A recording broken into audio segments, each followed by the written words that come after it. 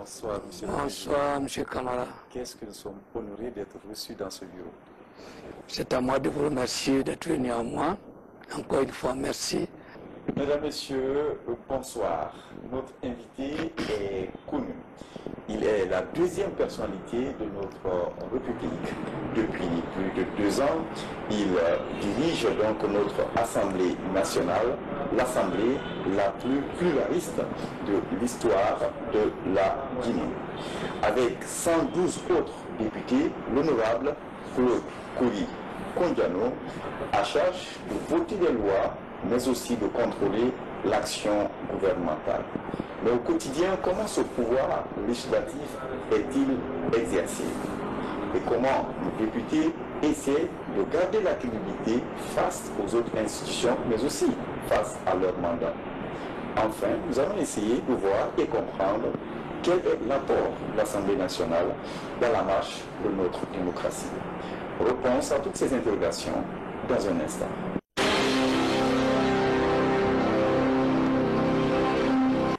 Merci à tous de nous rejoindre dans cette émission et sur ce plateau spécial. Vous l'avez remarqué, l'émission donc est délocalisée. Nous occupons une partie du bureau du président de l'Assemblée nationale. Bonsoir, une fois encore, honorable Claude Koli Kondiano. Bonsoir, monsieur Kamara.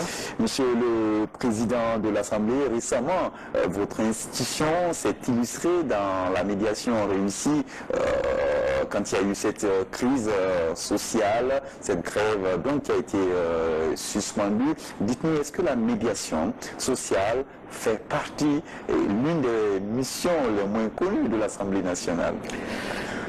Merci, monsieur Kamara. Moi, je crois que la médiation sociale est l'une des fonctions principales du Conseil économique et social. L'Assemblée nationale, comme vous le savez, a 3 fonctions essentielles. La représentation de ses électeurs, une fois à l'hémicycle, le vote des lois et le contrôle de l'action gouvernementale. Mais bon, si nous avons été amenés à nous impliquer dans ce conflit, n'est-ce pas, de grève entre le gouvernement et les syndicats, c'est tout simplement parce que nous sommes les élus du peuple, les représentants du peuple, et ceux,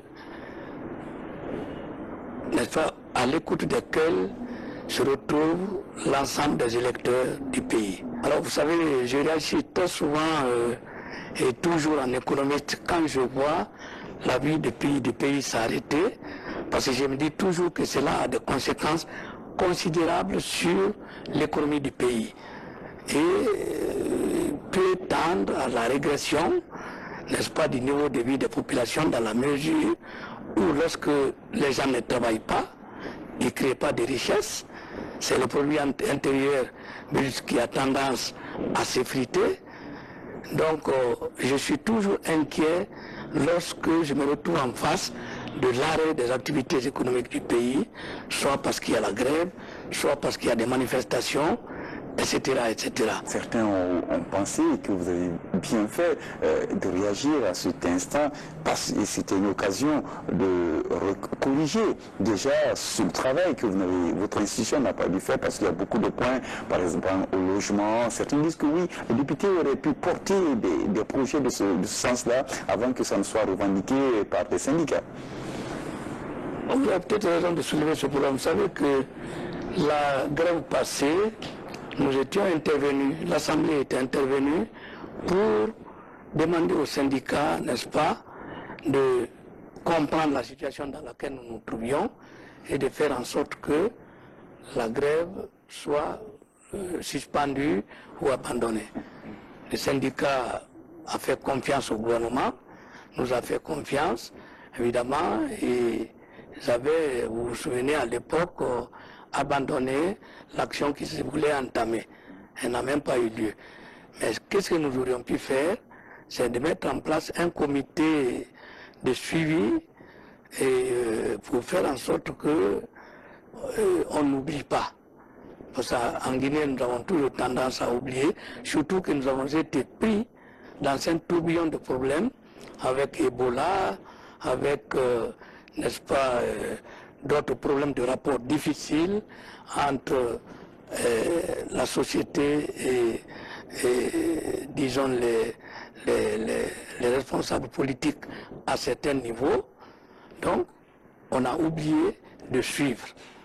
Mais cette fois-ci, après avoir obtenu des syndicats de revoir un peu la position qui était la leur, parce que nous nous trouvons dans une situation quelque peu difficile, nous avons estimé nécessaire de mettre en place un comité de suivi et je pense que en suivant de très près les choses, cette fois-ci, nous allons pouvoir nous entendre à la sortie de la période. Monsieur le Président, vous dirigez aujourd'hui la 9e législature de l'histoire moderne de la Guinée et vous êtes, je pense, au 2e mois de la 3e année de cette assemblée qui est la plus pluraliste jamais conçue ici en Guinée. Dites-nous d'abord, de quoi est-ce que vous avez hérité réellement, en quelques mots?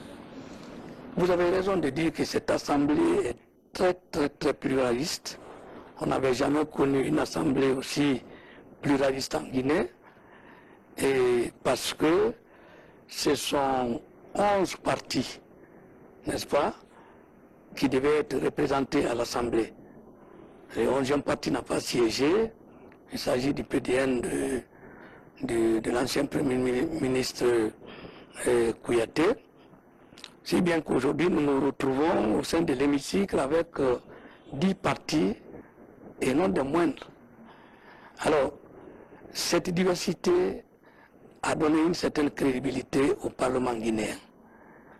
Nous sommes venus, on s'est installé, comme vous savez, dans un bâtiment qui appartient, un actif immobilier qui appartient à l'État, qui nous a, disons, prêté cet espace en son sein que nous occupons actuellement.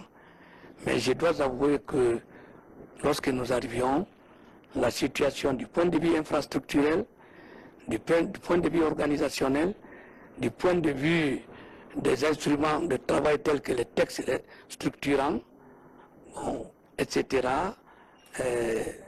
était pratiquement difficile. On se souvient que la première chose dont vous avez été confronté en termes de débat houleux, c'était sur le règlement même intérieur. Le règlement intérieur qui date de 1991 et qui comporte beaucoup de faiblesses présentement, qui est complètement dépassé, il faut le reconnaître.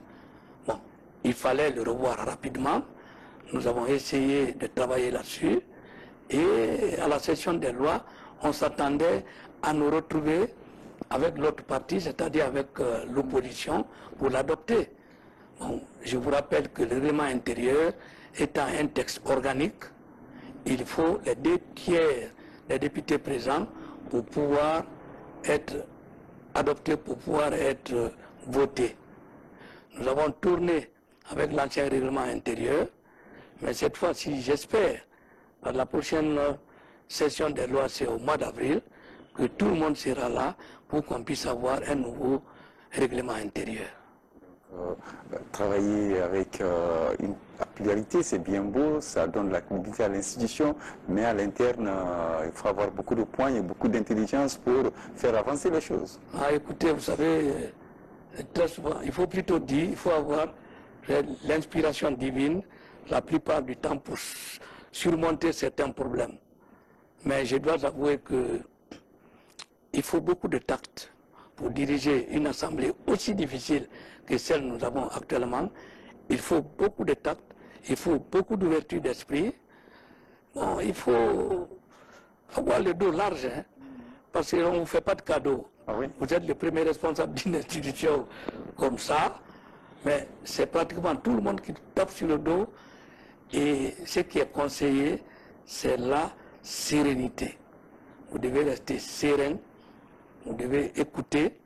Ça vous permet de bien réfléchir la plupart du temps pour trouver les réponses qu'il faut afin de ramener tout le monde autour de la table. Et c'est ce que j'essaie de faire. C'est à cela que nous manquons, Monsieur le Président, sauf qu'au niveau de l'opinion, les Guinéens encore se souviennent beaucoup plus des débats houleux à l'Assemblée pendant les années 95 et 96, lorsque pratiquement tous les grands leaders étaient encore là. Aujourd'hui, on a l'impression que les débats sont moins denses. On ne sait pas ce qui se passe. Est-ce que c'est le niveau ou bien c'est les sujets qui manquent? Ah, vous croyez à ça? C'est la réaction. Écoutez, mes collaborateurs de l'administration parlementaire ici, les débats sont excessivement houleux. Bon, avec nous, il n'y a pas de reportage en direct. Okay. Je crois que sous la première législature et la deuxième législature. Alors, j'ai dit la première législature et la deuxième législature après le pouvoir militaire. Okay. Hein? Mais eux, ils avaient cette chance-là, c'est que les débats étaient reportés en direct. Maintenant, vous ne faites pas votre travail, la RTG. Monsieur le Président, il y a une radio parlementaire qui sera bientôt en place. Peut-être on aura la chance de mieux suivre les débats au niveau de l'Assemblée. C'est exact, c'est ce que nous allons essayer de... C'est cette absence-là que nous allons essayer de combler avec la radio parlementaire lorsqu'elle va démarrer. Mais je vous assure, c'est vrai, la première législature, après le pouvoir militaire, la deuxième, et l'Assemblée, bon, oui, était pluraliste, mais elle l'était moins que maintenant, et plus facile que cette Assemblée que nous gérons actuellement. C'est une Assemblée excessivement difficile à gérer, et je vous l'assure, nous faisons tout ce qui est à notre possibilité pour éviter de faire en sorte, la plupart du temps quand même, pour nous retrouver. Bon, puisque, comme vous le constatez, la plupart du temps, les lois que nous adoptons, ce sont les lois qui ne nécessitent pas, n'est-ce pas, de majorité qualifiée. Hein? Ce sont des lois simples. Avec une simple majorité, nous arrivons à les adopter. Mais avant d'en arriver là, la plupart du temps, les débats sont très houleux. Pourquoi nos députés portent moins de textes de loi? C'est souvent le gouvernement qui fait des propositions de loi, mais l'initiative ne vient pas souvent de nos députés. Pourquoi? Non, écoutez, c'est peut-être lié au fait que nous avons eu des difficultés de départ pour se comprendre. Sinon, l'Assemblée a effectivement, les députés ont l'initiative autant que le gouvernement. Lorsqu'un texte vient d'ici, c'est une proposition et non un projet. Bon, au cours de la législature, enfin la session passée, on avait une proposition de loi. L'Assemblée a effectivement une proposition de loi, mais qui n'a pas été examinée en notre sein jusqu'au bout. Au point que finalement, elle n'a pas pu aboutir le circuit de l'exécutif. Mais sinon, les parlementaires que nous sommes avons des idées, avons la possibilité, n'est-ce pas, de faire des propositions de loi dans le cadre de la logique qui veut que nous avons aussi l'initiative des lois comme le gouvernement. Monsieur le Président, il y a aussi le contrôle de l'action gouvernementale. Comment cela est exercé aujourd'hui avec l'Assemblée nationale? Surtout qu'il n'y a pas d'enquête parlementaire. On se demande comment est-ce que les parlementaires exercent cette fonction. Alors, vous pouvez dire qu'effectivement que jusqu'à présent, nous n'avons pas déclenché, nous n'avons pas initié d'enquête parlementaire. Mais cela ne veut pas dire que nous ne contrôlons pas le gouvernement. Le gouvernement est contrôlé tout au long de la session des lois. Lorsque les textes des lois nous parviennent, elles sont dirigées vers les commissions de fond. Prenons l'exemple de la loi de finances. C'est la commission économie-finance qui est la commission de fond. À ce niveau, les ministres concernés sont convoqués devant le Parlement pour discuter en commission, n'est-ce pas, et des détails de comment dirais-je, de la loi initiale, de la proposition de loi initiale, afin de voir ce qui a lieu de maintenir et ce qui a lieu de rectifier ou ce qui a lieu de ne pas du tout maintenir dans le budget avant qu'il ne vienne en session. Alors, une fois que la commission de fond a fini d'examiner dans les détails avec, n'est-ce pas, les ministres concernés, il y a toujours d'autres commissions, surtout la commission législative qui est concernée pour tous les textes qu'on nous envoie.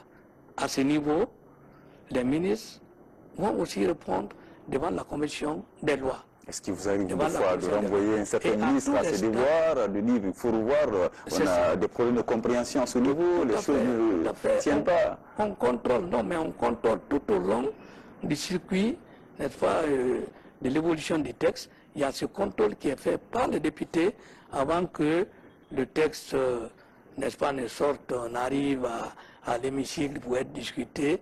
À ce niveau aussi, ils sont soumis à un certain... comment dirais-je, un certain contrôle, parce que le ministre qui est initiateur de cette loi est là devant les députés pour expliquer pour quelles raisons telle disposition de la loi doit être maintenue. Et je vous assure, ce n'est pas un travail, comment dirais-je, facile. Pour BT, qu'il y a des dossiers intéressants sur lesquels l'Assemblée veut s'intéresser? Alors c'est sûr, ça dépendra des initiatives venant de part et d'autre des collègues des députés, mais si un collègue député a l'initiative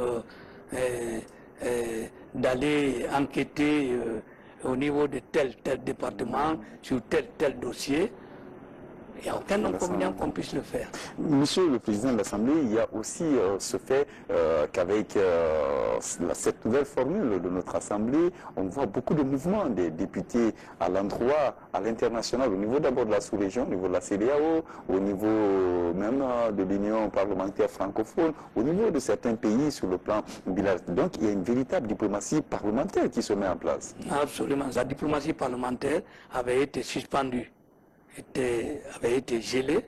Alors lorsque nous sommes arrivés, on s'est rendu compte de cette malheureuse situation, mais aussitôt nous avons essayé de la relancer en prenant contact avec tous les pays à travers les ambassadeurs représentés en Guinée. On a discuté et par la suite on a pris contact avec toutes les organisations parlementaires, n'est-ce pas, internationales, continentales, régionales et sur-régionales. C'est ce qui fait que ce Parlement, aujourd'hui, est membre de pratiquement toutes ces organisations-là. L'organisation parlementaire de l'OCI, l'Union parlementaire internationale, l'organisation parlementaire de la francophonie, le Parlement de la CEDEAO, dont le siège est à Abuja, le Parlement panafricain, dont le siège est à Johannesburg. Donc, à tous ces niveaux, nous avons rattrapé le retard de paiement des cotisations et au point que nous sommes à jour de toutes nos cotisations aujourd'hui. C'est ce qui fait même un engagement du chef de l'État. Ah oui, oui, non, mais de telle manière qu'aujourd'hui, aucune de ces organisations ne se réunit sans nous associer, parce que la Guinée a maintenant un parlement crédible. Et qu'est-ce que nous on gagne en participant à ces différentes sessions des parlementaires au niveau régional, au niveau international? Qu'est-ce qu'on gagne? Qu'est-ce qui est... Alors, il y a des organisations qui nous offrent des actions de formation, d'autres organisations qui nous assistent sur certains points. Mais ce qu'on gagne surtout, au-delà de ces cotisations d'ordre matériel, c'est la crédibilité du pays. La voix de ce pays qui se fait entendre au niveau de ces instances. Voilà. Ce retour, Monsieur le Président de l'Assemblée, est-ce qu'il sera aussi marqué par l'obtention un jour d'un siège digne de son nom? C'est l'un de nos projets, c'est l'un de nos objectifs que nous voulons atteindre. Le premier objectif qu'on a voulu atteindre, c'est assainir les fichiers du personnel. Nous sommes très avancés dans ce travail-là. Et ensuite, c'est de faire en sorte que la Guinée réintègre, c'est-à-dire le Parlement de la Guinée réintègre, n'est-ce pas, la scène internationale. C'est aussi que nous puissions réorganiser le Parlement sur le plan administratif avec des textes structurants. Ces textes sont élaborés, ils sont là. On attend l'adoption du règlement intérieur pour maintenant adopter tous les textes. C'est aussi doter l'institution des procédures de gestion. Okay. On n'en avait pas. Bon, alors, l'autre objectif, évidemment, c'est le siège du Parlement. Le siège du Parlement, nous avons la chance que le financement est pratiquement bouclé, mais ce que nous attendons, c'est un site digne de ce nom où nous allons pouvoir construire ce palais de l'Assemblée nationale. C'est notre ambition. Et enfin, le troisième... La Conakry n'en manque pas, le site. Non, mais on attend un texte qui nous autorise à construire le siège de l'Assemblée quelque part, parce qu'on ne peut pas aller s'installer comme ça. Il faut que nous ayons un agrément. Bon, il faut que nous ayons... C'est si difficile, même pour l'Assemblée nationale, de demander au ministre de l'Habitat et de l'Urbanisme de trouver un site digne. Nous sommes en contact avec le ministre de la Ville et de l'Aménagement du Territoire. C'est très avancé et nous attendons que vraiment la décision soit enfin prise. Enfin, le dernier objectif, c'est la radio parlementaire. La radio parlementaire, nous sommes très très avancés. On a associé à l'étude de faisabilité de ce projet certains de vos anciens collègues, n'est-ce pas, à cause de leur expérience, à cause de leur expertise et de leur technicité. Nous avons travaillé là-dessus pendant 2 semaines. Ils nous ont déposé leurs conclusions. Et dans les jours qui suivent, dans les semaines qui suivent, on va essayer de réfléchir pour choisir une équipe restreinte afin de lancer la radio. Monsieur le Président, nous sommes pratiquement à la fin de cet entretien. Vous êtes un homme exigeant, vous aimez l'excellence, vous cultivez. Est-ce qu'aujourd'hui vous êtes fier de vos députés, de l'action de vos députés, de leur contribution dans les débats et surtout à la défense de l'intérêt public, Monsieur le Président? Non, mais je suis très très fier de l'action qui est en train d'être menée par chacun des députés de l'Assemblée nationale. Pourquoi? Parce que sur 113 députés, seulement 7 ont eu l'expérience parlementaire.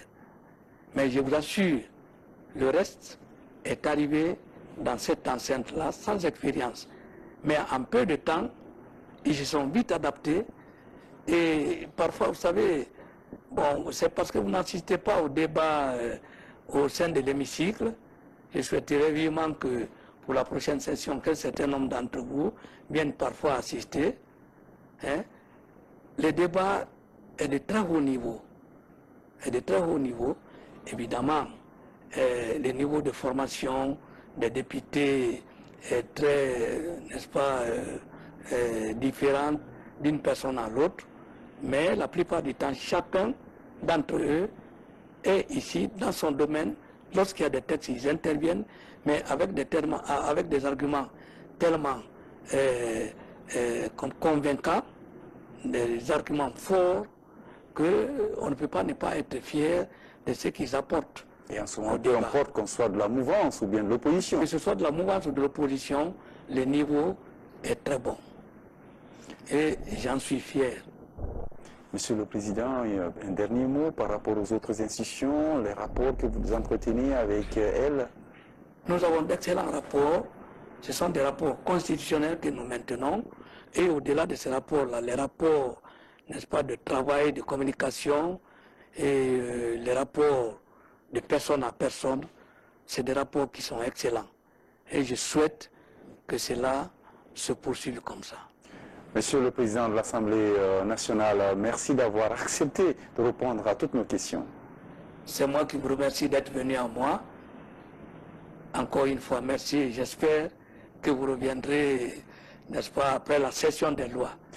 Merci, monsieur, c'est promis. Merci. Merci d'avoir suivi cet entretien exclusif avec le président de l'Assemblée nationale de Guinée, l'honorable Claude Koli Koundiano. Merci à vous tous. Nous vous donnons rendez-vous pour une prochaine émission et sur cette même chaîne. Merci à vous. Au revoir.